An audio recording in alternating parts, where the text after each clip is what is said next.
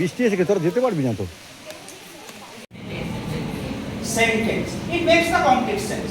এই যে আমাদের কাছে কোনো প্রশ্ন নেই, কেউ এটাকে সাবক্লজে নিয়ে যেতে পারবে, সব কিছুই থাকবে, সাবজেক্ট থাকবে, প্রেডিকেট থাকবে, কিন্তু একটা ক্লজ বা সাবক্লজে চলে যাবে।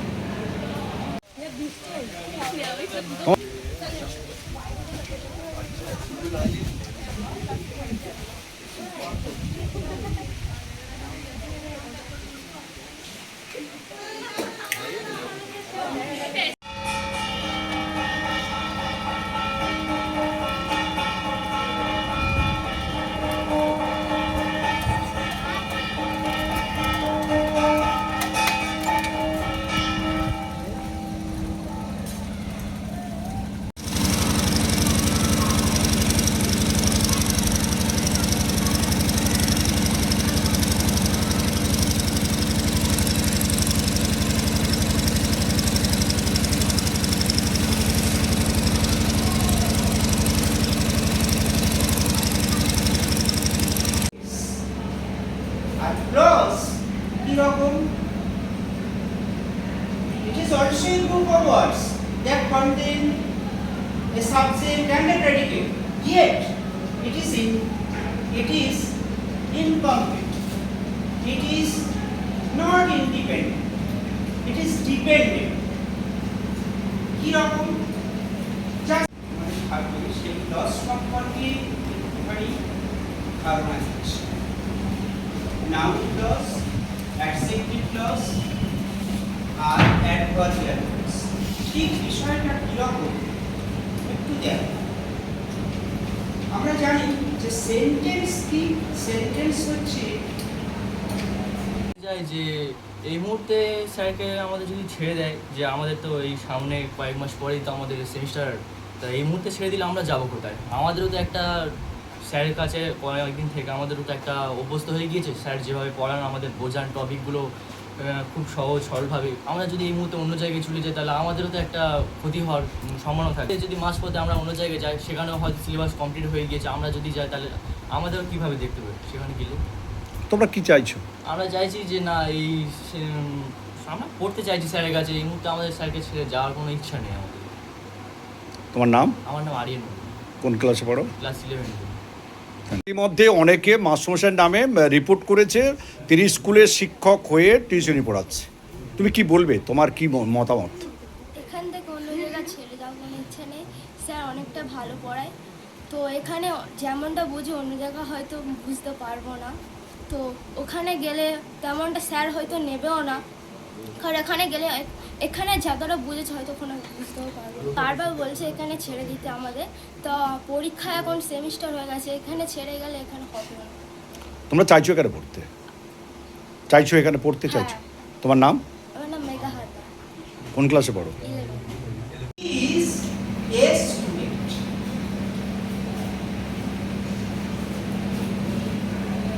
তোমরা কি বলতে পারবে এটা সেন্টেন্স না সাবক্লজ?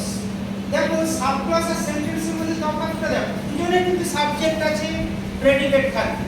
একটা হচ্ছে ডিপেন্ডেন্ট আর একটা হচ্ছে independent. Sentence makes the complete sense, but subclause, though it has subject and the predicate and all the characteristics of sentence, but it is not complete. It is not independent. First step. পড়তে এসেছো, কার কাছে পড়ছো? Sir আমরা চাঁদরতন মন্ডল স্যারের কাছে পড়ছি। এই যে তুমি কোন ক্লাসে পড়ো? আমি ক্লাস 11-এ পড়ি। এই মাস্টারমশাইয়ের কাছে কেন? অন্য তো বাইরে মাস্টারমশাইরা রয়েছে।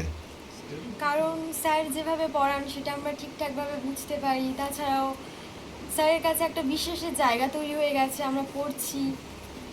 এই যে মাস্টারমশাই যে পড়াচ্ছে, মাস্টারমশাই কি তোমাদেরকে কোনো হ্যাঁ স্যার বলেছেন, অনেকবারই বলেছেন, কিন্তু আমরা এখানে পড়ছি, স্যার এতটা ভালোভাবেই আমাদের পড়ান যে আমাদের আর অন্য কোনো জায়গায় যাওয়ার ইচ্ছা হচ্ছে না।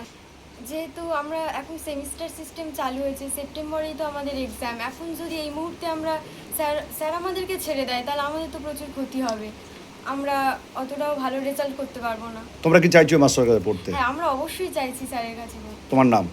আমার নাম আফরিনা খাতুন। কোন ক্লাসে পড়ো? আমি ক্লাস 11-এ পড়ি। আপনি কি বলবেন এই কেন ছাত্র পড়াচ্ছেন? স্যার আমিও ব্যাপারটা জানি যে এইরকম আমাদের শিক্ষকদের টিচিংটা বন্ধ হয়েছে বা এই টিউশনটা বন্ধ করার একটা মানে ডিরেকশান আছে। আসলে আমি তো এই মুহূর্তে এতটা কড়াকড়ি হবে তো আমরা ঠিক বুঝিনি। তখন ছেলেদের এই সময় আমরা ছেলেদের টিউশন শুরু করেছিলাম, বিশেষ করে আমি তো 11-12 ছাড়া আর অন্য কিছু পড়াই না। তা ওদের এই যে এই ইউনিটটা অন্তত হয়ে যাক, এই সময় যদি ওদের ছেড়ে দিই তাহলে আমার গার্জেন আমার কথা শুনবে না। সোজাসুজি কথা, গার্জেনরা সবাই একটু চাইছে যে অন্তত এই ইউনিটটা করিয়ে দিয়ে ওদেরকে ছেড়ে দিন। কিন্তু একেবারে সামনে পরীক্ষা চলে এসেছে। হ্যাঁ, এইটুকু আমিও সবাইকে বলেছি। আমাদের এমএলএ স্যার আমাকেও ফোন করে বলেছিলেন যে আমি এমএলএ স্যারকেও সেম কথা বলেছি যে আপনি অন্তত আমাকে এইটুকু 12-এর এই থার্ড ইউনিট টেস্ট আর একটা মাস পড়াবো, এদেরও মানে ফার্স্ট ইউনিট টেস্ট একটা মাস। এই সময় যদি ওদের ছেড়ে দিই ওদের ক্ষতি হয়ে যাবে। আমি বলবো না যে একদম ওদের ভবিষ্যৎটা ইয়ে হয়ে যাবে, ওরা আরও ভালো কিছু পাবে না, সেটা আমি একদম বলতে চাইছি না। কিন্তু এই সময় যদি ছেড়ে দিই, হ্যাঁ, এই 15-20 জন, তাহলে ওরা ভালো ভালো ছেলে, ওরা আমার উপর অনেকটা ভরসা করে, ওদের এক্ষুনি ক্ষতি হয়ে যাবে। সোজা কথা আমি ও শুনেও দেখেছি, বাবা তোরা কোথাও যাবি বা কোথাও তোরা বলছে না স্যার আমরা কিন্তু আমাদের অসুবিধা হয়ে যাবে, অন্তত এই ইউনিটটা আপনি করে দিন। এইটার জন্য আপনি কোন স্কুলে পড়ান? আমি কাশনগর হাই স্কুল, সরকারি স্টাফ? সরকারি কোন সাবজেক্টের? ইংলিশে। হ্যাঁ। আপনার নাম? চাঁদরতন মণ্ডল। অভিযোগটা কি রয়েছে আপনাদের? আমাদের অভিযোগটা হলো যে আমরা বেকার, আমরা টিউশন করে মোটামুটি আমাদের কোনো রকমভাবে চলে, কিন্তু পার্শ্ববর্তী স্কুল কাশীনগর, এই স্কুলের ইংলিশের শিক্ষক চাঁদরতন স্যার এবং তার সঙ্গে আরও পারিপার্শ্বিক অনেক স্কুল রয়েছে, সেই স্কুলের টিচাররা রমরমিয়ে তারা তাদের যে বিজনেস এক প্রকার বলা যেতে পারে, যে সরকারি চাকরি করা সত্ত্বেও, বেতন নির্ভর সত্ত্বেও তারা কী করছে, তারা চুটিয়ে টিউশনটাকে আগে বুঝেছে। এটা নিয়ে আমাদের দীর্ঘদিন, যেহেতু গভর্নমেন্টে এর আগে অনেক রেগুলেশন বা ইনস্ট্রাকশান এই ব্যাপারে দিয়েছে, এখনও গভর্নমেন্ট চেঞ্জ হওয়ার পরেও দেখছি এই বিষয় নিয়ে একটু নড়াচড়া করছেন। তার জন্য আমাদের একটাই অভিযোগ যে যাতে গভর্নমেন্ট যে সমস্ত শিক্ষকরা রয়েছেন যারা টিউশনের সঙ্গে ওতপ্রোতভাবে যুক্ত রয়েছে, তারা যাতে এই জায়গা থেকে সরে যায়, যাতে কি হয় আমাদের মতন বেকার ছেলেরা যাতে টিউশনি করে কিছু করতে পারে আর কি, সেটাই হচ্ছে আমাদের একমাত্র দাবি। এই নিয়ে আমরা বহুবার বিভিন্ন জায়গায় গিয়ে উপস্থিত হয়েছি, আমাদের অভিযোগ তুলে ধরেছি, কিন্তু তার কোনো সুরাহা আমরা পাইনি। তো আজ আমাদের কাছে এই একটাই দাবি যে আমরা বেকার, আমরা যাতে করতে পারি টিউশন করে, এবং যারা পার্মানেন্ট যে সমস্ত শিক্ষকরা রয়েছেন তারা যাতে এই জায়গা থেকে সরে যায়। আপনার নাম? আমার নাম ধনঞ্জয় মণ্ডল। ধনঞ্জয় মণ্ডল। কিসের পড়া? কিসের? ইংলিশ। তো আমার কাছে বেশ কিছুদিন আগে আমাদের মাননীয় এসআই সাহেব, অ্যাডমিনিস্ট্রেটর যিনি আছেন, তিনি এসেছিলেন বা তিনি আমাদের বাই ইনফরমেশনে জানিয়েছিলেন যে আপনাদের স্কুলে যদি কোনো শিক্ষক প্রাইভেট টিউশন করে থাকে সেই রিপোর্টটা উনি চেয়েছিলেন। তো অলরেডি আমি একটা ফরম্যাট করে আমাদের স্কুলের তরফ থেকে আমি সমস্ত শিক্ষক বা শিক্ষিকাদেরকে আমি দিয়েছি এবং নো অবজেকশন হিসাবে ওদের কাছ থেকে প্রত্যেকের কাছ থেকে আমি লিখে নিয়েছি এবং সেইটা আমি সব কিছু নিয়ে আমাদের মাননীয় এসআই সাহেবের কাছে জমাও দিয়েছি। এখন বর্তমান পরিস্থিতিতে সে বিষয়ে যে আমাদের স্কুলের যে বিদ্যালয়ের শিক্ষক মাননীয় চাঁদরতন মণ্ডল মহাশয়, যিনি ইংরাজির শিক্ষক, তার সম্বন্ধে কিন্তু বাইরে থেকে কোনো অবজেকশন এখনও পর্যন্ত আমার কাছে এসে পৌঁছায়নি। এবং আমাদের স্কুলের মধ্যে যতটুকু আমার কাছে খবর আছে যে তিনি যে বাইরে কী করছেন না করছেন সেটা কিন্তু আমার পক্ষে দেখা সম্ভব নয়। তবে আমি এটুকু বলবো যে তিনি, তাকে বারণ করা হয়েছে, তিনি নিজেও স্বীকার করছেন যে আমি আর এখানে করবো না এগুলো, সেই হিসাবে তিনি আমাদের কাছে নোটিশও দিয়েছেন। সেইটুকু জাস্ট আমি বলতে পারি, এর বেশি তো আমরা কিছু আর করতে পারছি। স্যার আপনার পরিচয়? আমার পরিচয়, আমি সুরজিৎ পুরকাইত, এই বিদ্যালয়ের কাশীনগর উচ্চ বিদ্যালয়ের ভারপ্রাপ্ত শিক্ষক। মণ্ডল। আচ্ছা, ওনার সঙ্গে ওনার বিরুদ্ধে এখানে যারা সব ইংলিশ পড়ায়, যারা স্কুলে এখনো পর্যন্ত নয়, তারা আমার কাছে দরখাস্ত দিয়েছিল। তো সেইভাবে আমি চাঁদবাবুকে আমি বলেছিলাম যে মাস্টারমশাই এরকম তো আমাদের সরকারি সার্কুলার দেওয়া হয়ে গেছে, আপনি পড়াচ্ছেন। তো উনি বলেছিলেন যে একটা আমি ইংলিশ স্টোরি ধরেছি, এই স্টোরিটা শেষ হয়ে গেলে ওদের আমি আর পড়াবো না, ছেড়ে দেব। কিন্তু তারপরে শুনছি যে উনি নাকি পড়াচ্ছেন, আমি এটা শুনলাম। আমি জানি না উনি কথা দিলেন কেন সেটা রাখলেন না এবং আইন কেন উনি মানছেন না আমি সেটা বুঝতে পারছি না। আপনি কি কোনো চিন্তা ভাবনা করবেন এই বিষয়ে? নিশ্চয়ই চিন্তা ভাবনা করতে হবে, কারণ উনি শিক্ষক মানুষ।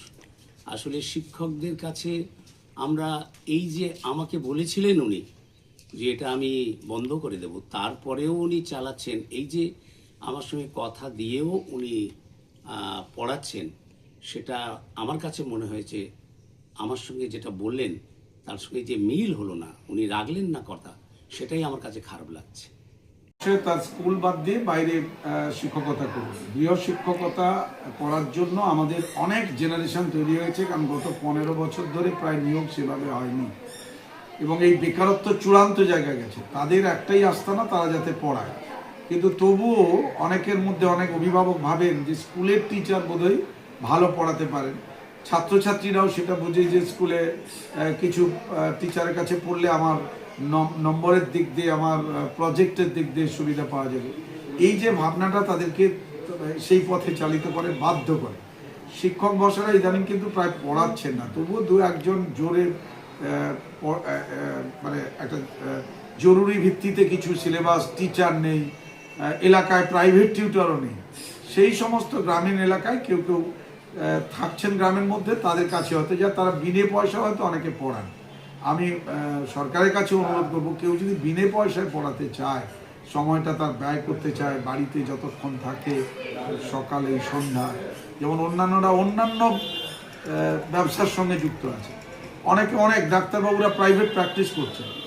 তা আমাদের ক্ষেত্রে নিষেধ আছে, রাইট টু এডুকেশন অ্যাক্টেই নিষেধ আছে, সরকার পশ্চিমবঙ্গ সরকারের শিক্ষানীতিতে নিষেধ আছে, আমাদের NEP 2020-তে নিষেধ আছে। এই নিষেধাজ্ঞা সত্ত্বেও আমি অনুরোধ করব যে যেখানে বিষয় শিক্ষক দেওয়া যাচ্ছে না, সেখানে যদি বিনা পয়সায়, বিনামূল্যে ছাত্রছাত্রীদের উপকারার্থে স্যার ম্যাম কোথাও পড়াতে চান, সেটা স্কুলের ভেতর হতে পারে, স্কুলের বাইরে হতে পারে, সেই সুযোগটা তাদের থাক। না হলে পরে ওই ছেলেগুলো যারা অঙ্ক পড়ানোর টিচার পাবে না, সেখানে হয়তো ম্যাথের কোনো কোয়ালিফাইড প্রাইভেট টিউটর নেই, তাহলে ফলে তারা তো অসুবিধায় পড়বে। সমস্ত দিক ভেবে শিক্ষক সংগঠনগুলোর সঙ্গে শিক্ষা দপ্তরে একটা মিটিং হওয়া উচিত। মধ্যশিক্ষা পর্ষদ এভাবে চুপ করে থাকতে পারে না, তাদেরও দায়িত্ব আছে, তারা দেখুক। ডিআইদের দায়িত্ব আছে, তারাও পর্যবেক্ষণে রাখুক।